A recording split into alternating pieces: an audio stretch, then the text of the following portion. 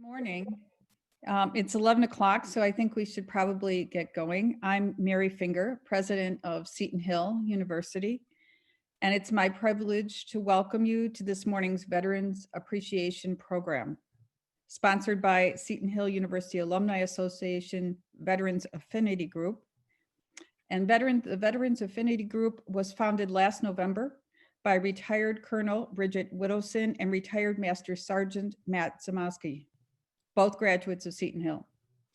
It's designed for alumni to gather in the name of Seton Hill around the shared interest of supporting fellow veterans and active duty military personnel through service projects, recognition opportunities, educational and career resources, and social activities.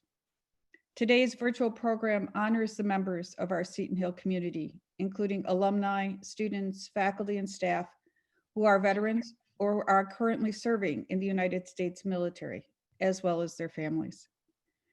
Seton Hill has a long history of educating veterans and their families. In the 1940s, as a women's college, Seton Hill admitted more than 40 male World War II students to study under the GI Bill. As a yellow ribbon school, Seton Hill provides extended financial aid to veterans and their dependents, and the university has consistently been named a best college for veterans by U.S. News and World Report. I'd like to take a moment now to recognize all veterans present with us today and those who are unable to join us. Thank you for your service and your dedication to our country. I invite you to please join retired Master Sergeant Zamosky, class of 2010, in reciting the Pledge of Allegiance. The national anthem will follow. Thank you, Dr. Finger. I pledge allegiance to the flag of the United States of America and to the republic for which it stands, one nation, under God, indivisible, with liberty and justice for all.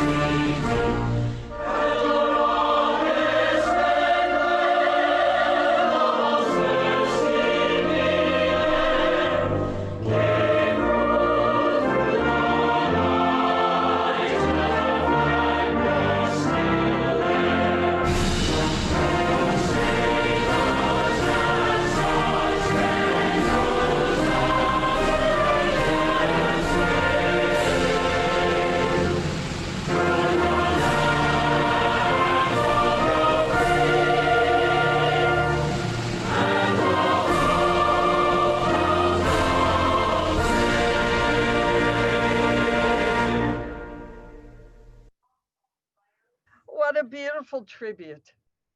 Good morning, everyone. My name is Sister Barbara Ann Smelko. I'm a Seton Hill graduate of class of 1972 and a member of the Alumni Advisory Council. At this time, let us pause to open our hearts and minds to the presence of God among us as we pray. All present and loving God, hear the many prayers that we bring to you this day for all the brave and generous women and men who serve in the armed forces of our country. Watch over them with your unending shepherd's care as they strive to defend the freedom that we as Americans are able to enjoy each and every day. Bring them home. Bring them safely home. Embrace their spouses, children, families, and friends who at the same time are in need of love and support during their challenging days of separation and worry. Send your healing touch, especially to our veterans who have returned with visible wounds and scars, and those whose confused mind and spirit cry out for humanity's compassion. Revive in us an understanding heart that will move us to reach out to them whenever the call arises. At the close of this prayer-filled litany, we ask you, O God, to give eternal rest to our departed service men and women, and continue to console their families with your whispers of an unending love. O God, in whose image we have all been created, hear our humble prayers and fill us with your peace this day. Amen.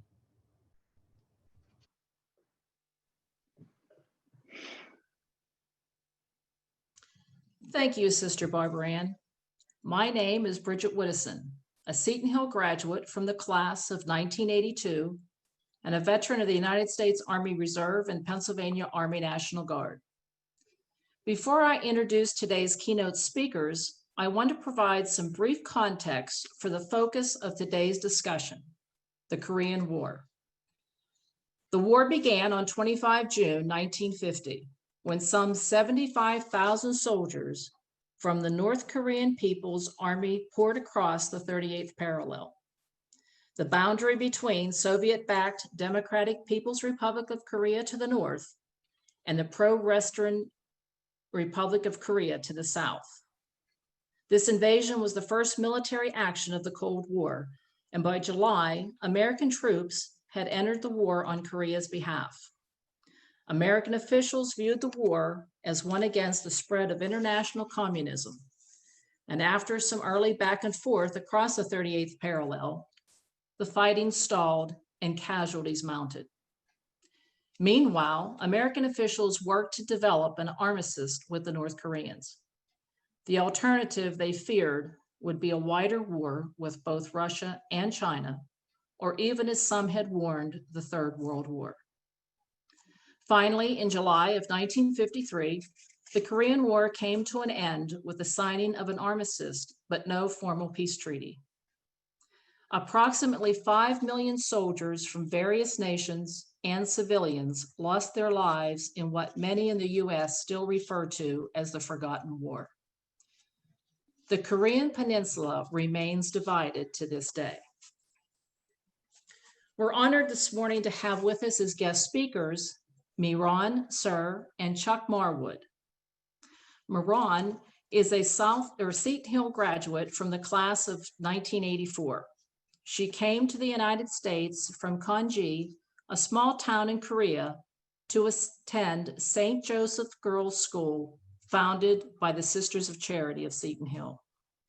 She then attended Seton Hill, earning her bachelor's degree, and later earned her master's degree in special education at Duquesne University and a second master's degree in social work at the University of Pittsburgh.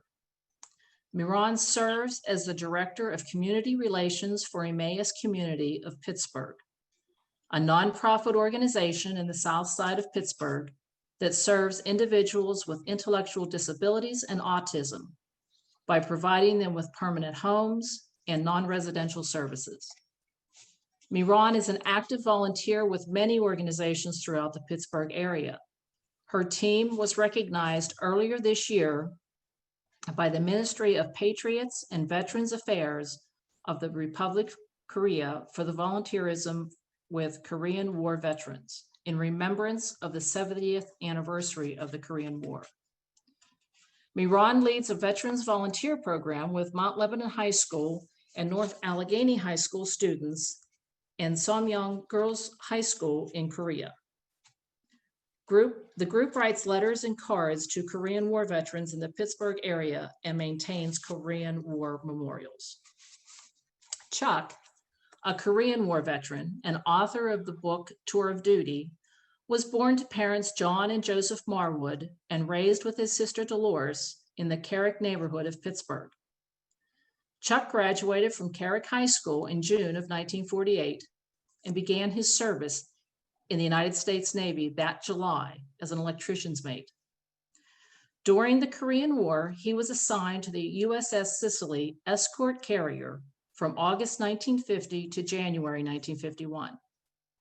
And then on the USS Juniper aviation supply ship from July 1951 to June of 1952. Chuck concluded his service in July of 1942. Chuck came home to marry Joanne O'Hanlon on February 17, 1951. They have 2 children, Kathy Pasquinelli and Tom Marwood, 6 grandchildren, and 5 great-grandchildren. Chuck worked for 35 years at Jones & Laughlin Steel Company, and after retiring, he worked at Sexton Church in Brentwood for 20 years. In 1991, he joined the Korean War Veterans Association, where he currently serves as both treasurer and secretary. It's my pleasure this morning to introduce to you all MIRAN and Chuck, and I thank you so much for joining us today. But before we get started, I'd just like to read a very brief portion of the book Tour of Duty. It's from the author, Charles Marwood, and it goes like this. If you could go back and relive 4 years of your life, which 4 would you choose? Thanks to my dear mother and a dear friend, MIRAN, I have been able to have that experience. Since I was a young boy, my dream was to join the Navy, be a sailor, and see the world. In 1948, after graduating from high school, I joined the Navy, and I rode the high seas for 4 years, from the Atlantic Ocean, the Mediterranean Sea, Caribbean Sea, Panama Canal crossing, the Pacific Ocean, to the Sea of East and Yellow Sea off the coast of Korea. I still remember vividly. All this tour of duty is documented in letters I wrote to my mother and dad. I promised my mother that I would write home as often as I could, and I kept that promise. Many years ago, my mother gave me a box and said, "Here are some letters you wrote when you were in the Navy." 2 years ago, I looked into that box, and only then did I realize the treasure that I had. Every letter I wrote home, all in order, were waiting for me. But I did nothing with those letters until I showed them to MIRAN. She said, "You have a story to tell." That was the beginning. Chuck, first of all, thank you so very much for your service, and we're so honored to have you with us this morning. And I just am curious, why was writing these letters so important to you? And did you really set out to chronicle your entire military career? Excuse me. I promised my mother and dad I would write as often as I could, and I did it. And if I did, it became part of my routine to keep them informed about my Navy life.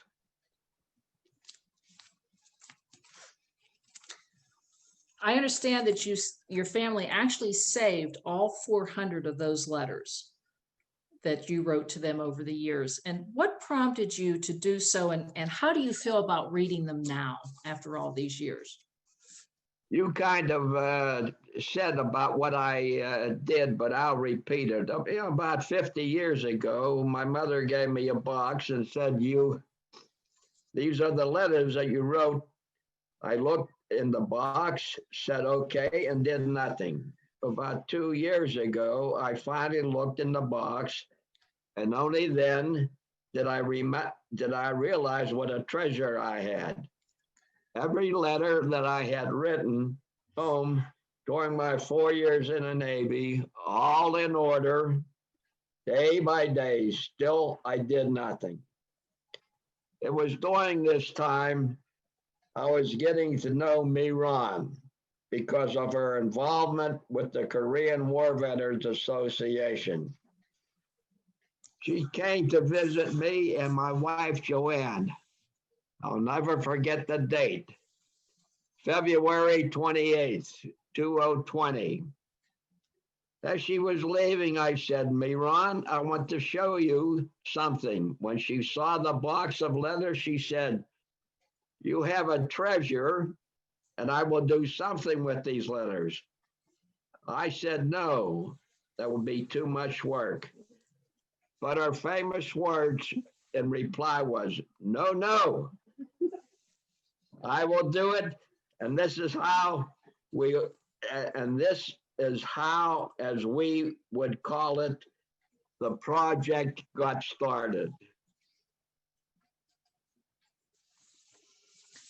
MIRAN, I would ask you, Chuck mentioned the work that you do with the Korean War veterans, and I'd ask that maybe you explain a little bit of that to us and then how you came to know Chuck through that work. Okay, first of all, thank you very much for inviting Chuck and me to this morning's Veterans Appreciation Program, sponsored by the Seton University Alumni Association Veterans Affinity. Chuck and I are very, very happy and honored to be invited by you all. The way how I got to involve the Korean War veterans is that I always wanted to build some kind of relationship between the Korean War veterans as a Korean person. And I never knew how to go about. About 4 years ago, I went to an event that was sponsored by the StarKist. And each year, StarKist has provided a luncheon for all the Korean War veterans at the Sheraton Hotel. And I went there and I saw that there was no Korean person who is actually doing anything directly involved with the Korean War veterans. There are few people who went to the meetings or the events, but nothing was really done for the Korean War veterans. I was thinking about it, how I can be a part of their lives. And that's how it started. At the beginning, I tried to get Korean flags so they don't forget about the Korea. So I got 300 flags from Korea and I distributed. And then I wanted to let our young students, high school students, middle school students to get involved and not to forget about the Korean War.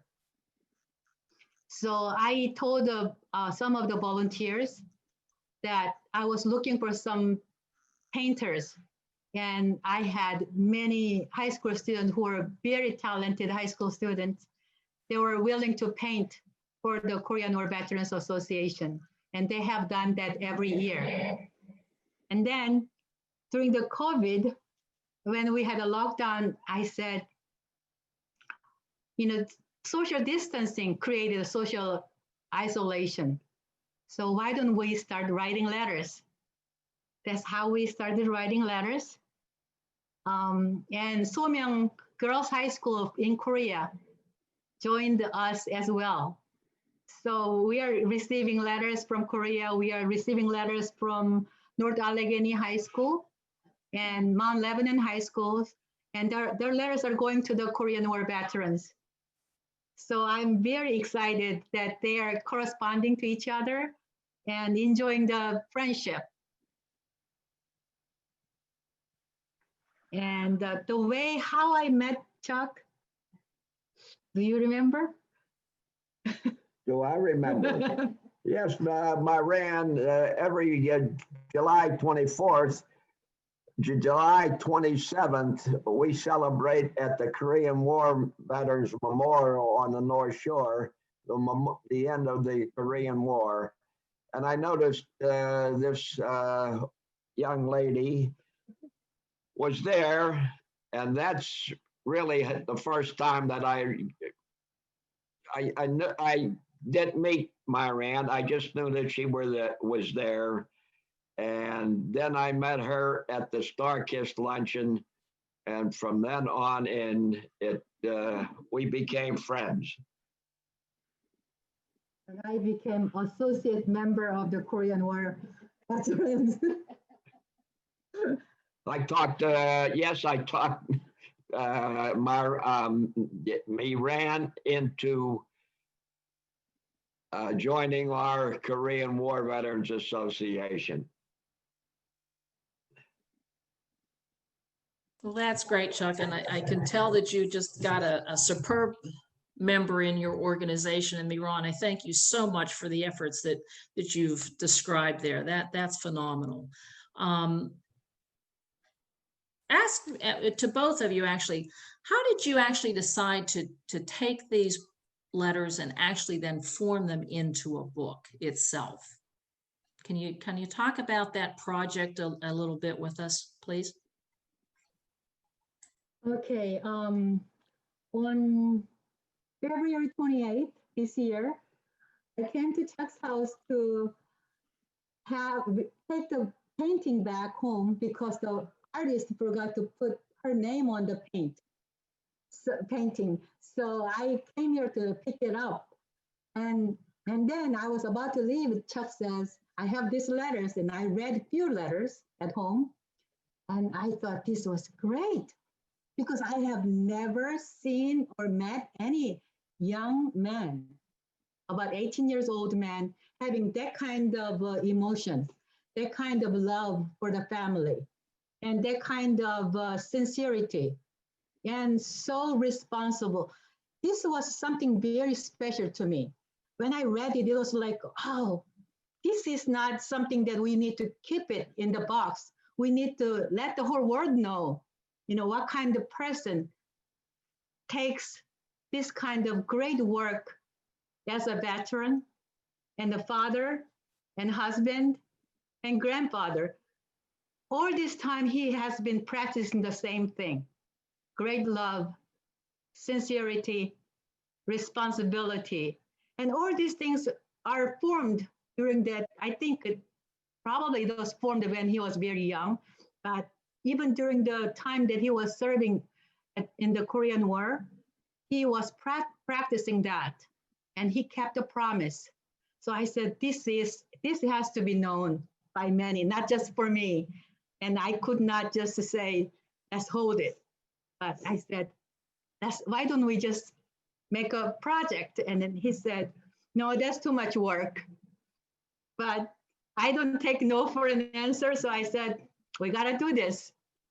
And from then on, I went home and I started typing up the letters.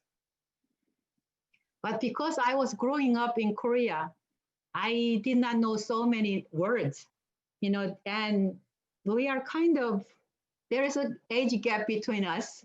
So certain words I was not sure. And some military words I was not sure. So I typed them up and I brought them back to him. And Chuck was reading those books, those printed materials, and he was proofreading. And I thought I typed perfectly, but I had so many mistakes. And these eagle eyes checked off every single thing, and I was feeling really bad. And that's how we did it. And then I realized I typed up all night, but still there are so many letters to type. So I asked some of the high school volunteers and their mothers if they would join this, and they would love that. And especially those during the lockdown. So they were typing it up every day and night. And that's how we started. MIRAN, you forgot to mention this project from the time that we started February. It took 4 months to do this. Mm-hmm. And it was unbelievable. At the very end, she brought me the whole thing all typed up. And it took me days to reread what I had read and corrected, and then I had to do it again all in one before the final printout. And from then on, it was in MIRAN's hand. She got a designer. It was like we said, we always called it the project. And there were, and as MIRAN said, there were these other people involved, and without them, both of us were so grateful for the other people that volunteered to do this. And through this project, I got to know these other people that I had never met before. And they got to know me, and they were so anxious to meet me in person because they had been reading every letter that I had written, and that they seemed to say to me, I'm personally kind of getting to know your background. And it was a wonderful project as we were doing it.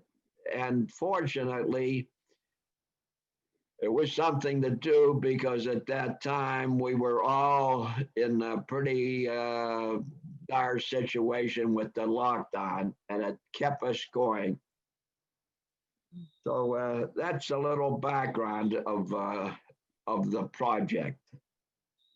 And also, I didn't know what would involve in publishing a book.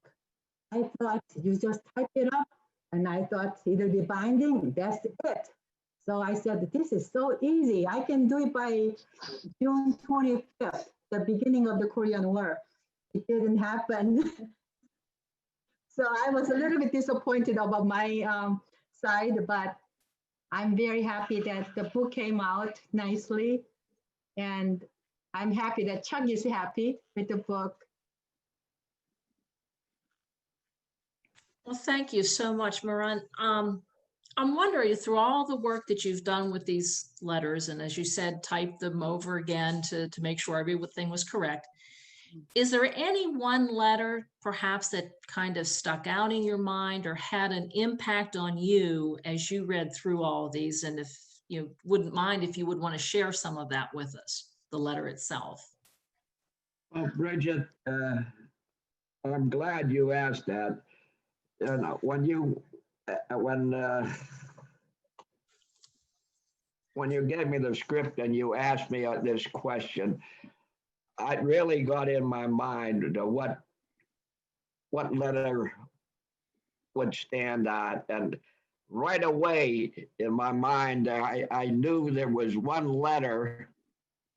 And if you wouldn't mind, and if the audience wouldn't mind, I would like to read you this one letter that I had written. Yes, please share that with us, Chuck. We'd be honored to hear it. You know,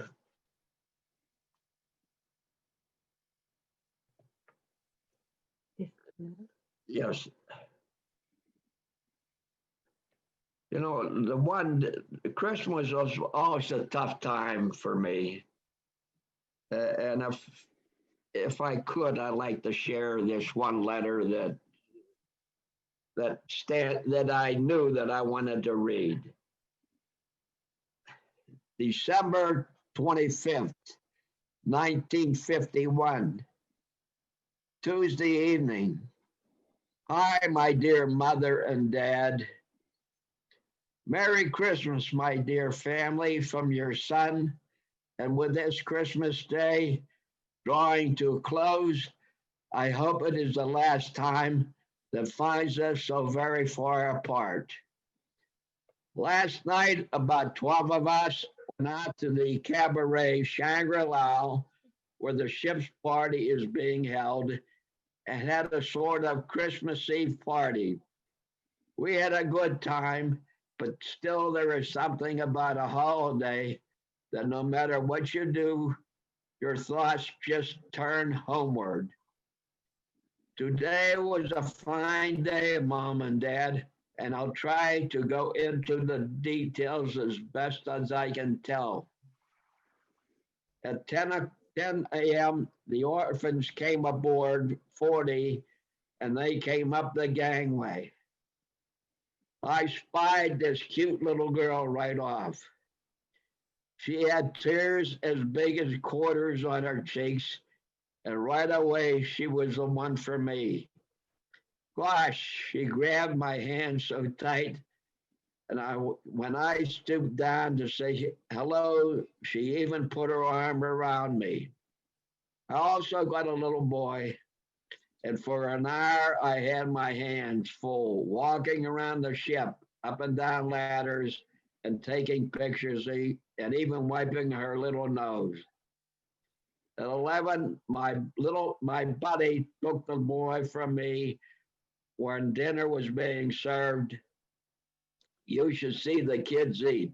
She was almost 6.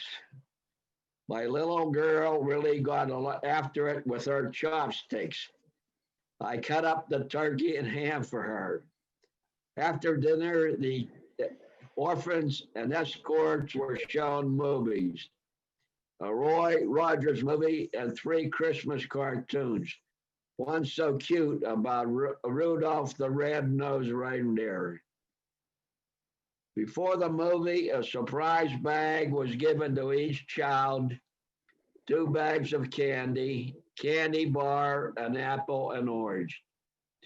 I opened a bag of candy for her, and when she see a piece near the bottom, she wanted all the time. There weren't enough chairs to go around, so she sat on my lap. And the usual thing happens when kids are in movies. She had to go, so like a good escort, I did my duty and took her.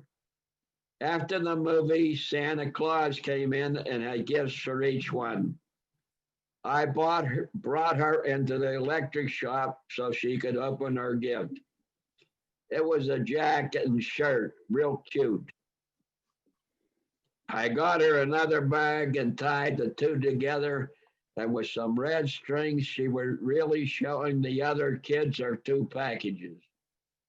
While in the shop, this little boy came in all excited. So into the mess hall we go. Seems they needed her for a dance. After that, it was time to go. We loaded them into the boat and then that brought to end at Christmas Day. I'll never forget, and one I know brought so much happiness to a bunch of kids. So after supper of leftover, after dinner, that brings you up to now. I'll be waiting for your Christmas letter to know how things went at home. I sent the Chinaware yesterday, and what a postage rate. $18.83 for both boxes. So I'm anxious to see from Joanne about its arrival and how surprised she was. Nothing else, Mom and Dad. Till the next letter, as always, my thoughts and prayers go out to you. Love, your loving son. Chuck, thank you so much for sharing that. And I know that those of us that are veterans can truly relate to that time of year, as well as the children that we've encountered around the world in similar situations. And thank you so much. That meant a lot to all of us, I'm sure. MIRAN, did you have a letter that popped out in your mind also, that you would like to share with us at all as you were putting this project together? Yeah, actually, every letter was special to me because everything is from his heart, and he shows so much about him, how much he loves his parents. Those things, it was like a Korean, when I just came to US, to Seton Hill, I missed my parents so much. I was 19. And it just reminded me a lot of it. And so one letter that he wrote on the Mother's Day, that was so special. It says, let me read a part of it. Happy Mother's Day, Mom. May 8th, 1949. Sunday afternoon, 2:30. Hi, dear Mom and Dad. I just know where to start my letter today. There is a lot I have to say, but the most important thing I will start with that is wishing you a happy Mother's Day, Mom. I sure would like to be home with you today. Other years, I never realized just how important a date Mother's Day is. My thoughts have been with you just a little more than other days today, Mom. In church this morning, the chaplain had a sermon on Mother's Day, and it sure did give a guy that lonesome feeling. That feeling of missing his mom, missing her loving care, of missing the most wonderful mom in the world. When I prayed this morning, I asked God to look over you, Mom, and keep you safe always. I want you to know that your son misses you a lot, Mom, and that from the bottom of his heart. He loves you and says, thanks for being the mother you are. This is just a part of the letter, but when a young man is overseas fighting in a battlefield, and he is already in a very difficult situation, but he still thinks about the mother and the family members. And he could write this letter so lovingly. It touched me so much. And I said, this being a soldier, Navy, a salty sailor in overseas, is not complete without his parents' love. And I think the love that he always carried within in his heart sustained him in the battlefield. That's how I felt. And I felt like, what kind of person is this? I think, I'm sure there are so many veterans and men and women in uniform, even now, today. And I'm sure they miss their mom and dad this time around the Thanksgiving and Christmas. And they are still working very hard, and they are doing their best to accomplish the job they are requested. And so that's why I picked this part of that letter. And I think we are just too emotional because it made us think of our own history and time of those difficult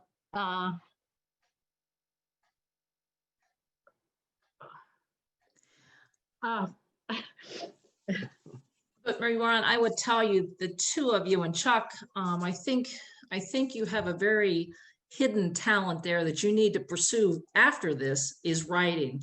You're able to just put us in that time frame and in that zeitgeist, if you would, of the Korean War and just what it was like to be separated from your family and overseas. Because MIRAN, you talk about coming to Seton Hill at 19. Chuck, that was about the age you were when you were in Korea. So the commonality you all have with this is just, it's tremendous. And as they say, things happen for a reason. And the two of you have been brought together at the right place in the right time. And Chuck, just a little bit more on the letters. When I was reading through some of the letters at the beginning of your book, you write a lot of taking care of yourself. You're doing your laundry, you're enjoying the food, and you're making new friends. And you seem to really focus on that. And I think I know how you're going to answer this question, but we'll ask it to you anyhow. Were you worried that your family was concerned about your well-being while you were, not, from boot camp on through your assignments on your various ships? Well, Bridget, no, I'm sure they were worried, but through my letters, I think I kept them informed. At times, it was hard to be positive. I didn't want them to worry, to write anything that would have caused them to worry about me. So I think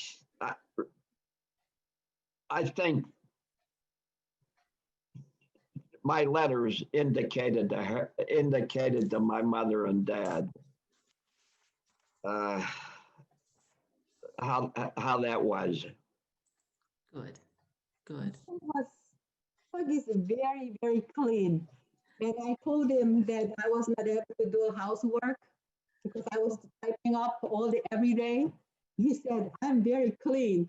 I can help you with the cleaning of your house. Maureen, Miran, you're telling all our secrets. Well, I think one thing we're all gleaming out of this morning, Chuck and Miran, is I think there needs to be a second book to this first. I think you all have your own story to tell out of your friendship and collaboration with this book. And just kind of ending up our questions here, but the artwork that's on the cover of the book, can you give us a little bit of a history of that? I know that in the middle of the book, there's a collection of photos, and this actually is one of them. But can you kind of walk us through the use of the cover or the photo on the cover, please? Yes, I can, Bridget. And what a surprise when I saw the final edit of the book, because I didn't know MIRAN had asked for photos. And so the photo that's on the book, let me tell you how that happened.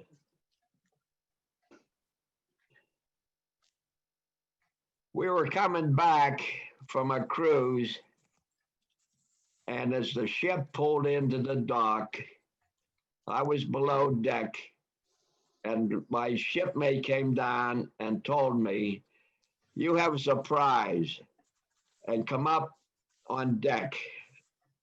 When I went up on deck, there on the dock was my mother, my dad, and my aunt.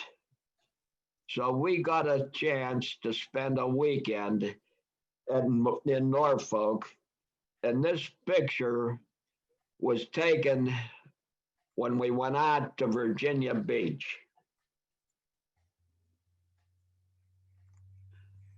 Now, I didn't know about that photo, but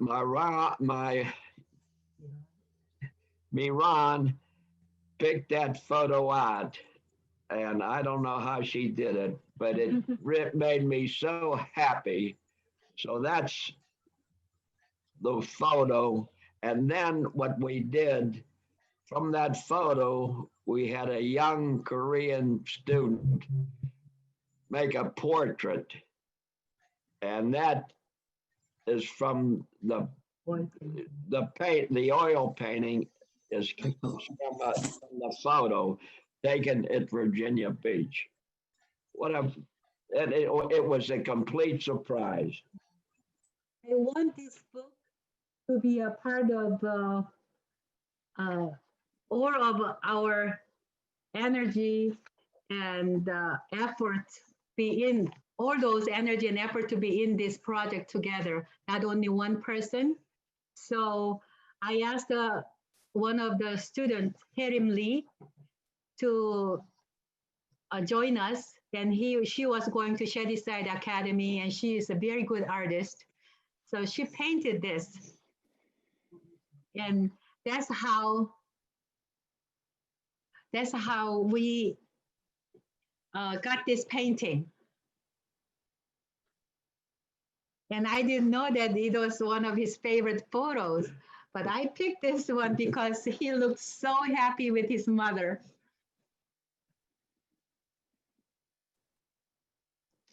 Thanks, Miran and Chuck. And I'm not sure if you can see it. I know with the Zoom, it's a little awkward, but this is the front of the book, Tour of Duty, Letters to Home, and the oil painting that Miran and Chuck just described to you. So thank you so much for sharing that story with us. And Chuck and Miran, I do. We really appreciate and have enjoyed your stories, the sharing of your letters that were important.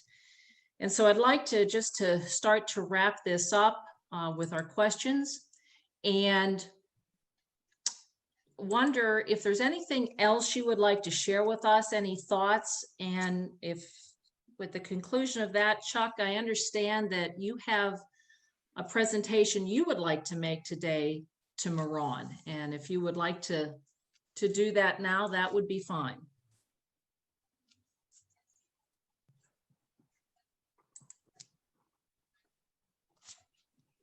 Every time I come here to pick up anything, any letters that he proofread before, every time I come here, I get a container of oranges that's peeled and cut. And that's what I get. And today it looks, I don't know. So this will be a surprise for everyone, MIRAN. Right.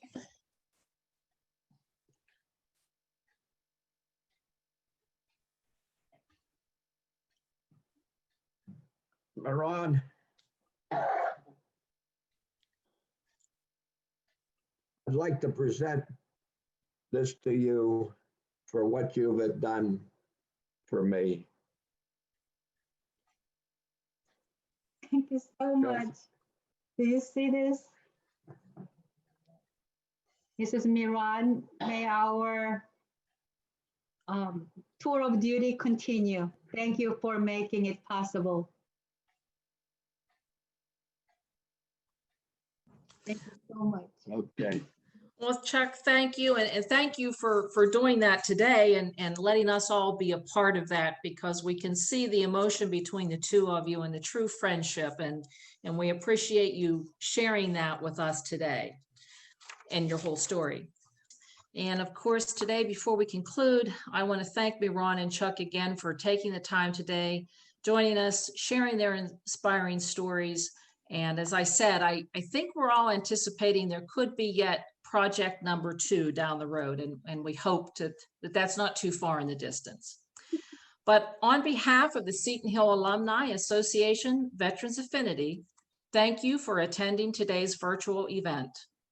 We plan to continue to develop programming to serve our Seton Hill community of veterans and active duty military personnel. And should you have any interest in joining this group, we would ask that you reach out to the Office of Alumni Relations, and the contact information will be shared on your chat screen. This concludes today's program. Thank you again for attending. And as we sign off, we will close with the Armed Forces Melody. Thank you. Thank you. Thank you. Thank you, Bridget.